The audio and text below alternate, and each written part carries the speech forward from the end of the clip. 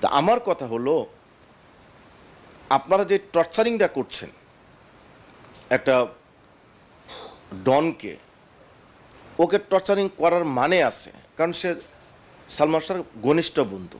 কিন্তু একটা প্রশ্ন এখানে থেকে যায়, ডন যদি এই হত্যাকাণ্ডের সাথে জড়িত থাকতো তাহলে 29 বছর সে দেশে আছে, তার অনেক আত্মীয় আমেরিকা, সে তো পালিয়ে যেত, যায় নাই। দ্বিতীয়,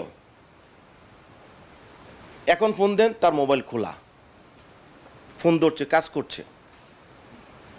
তৃতীয়, সে অনেক ইন্টারভিউতে বলছে প্রমাণ হোক যে আমি এটার সাথে জড়িত, প্রমাণ করেন, আপনারা যে বিচার করবেন আমি মাথা পেতে নিব।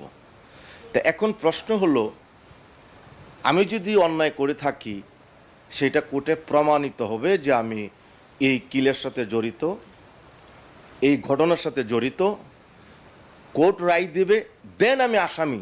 আপনি তখন আমাকে আসামি বলবেন, আমার ফাঁসি দিবেন, আমার যা যা চান তা তা করবেন। এর আগে কি আপনি আমাকে বলতে পারেন যে আমি আসামি, ফাঁসির আসামি, আমি হত্যার সাথে জড়িত, বলতে পারেন? বলতে পারেন না।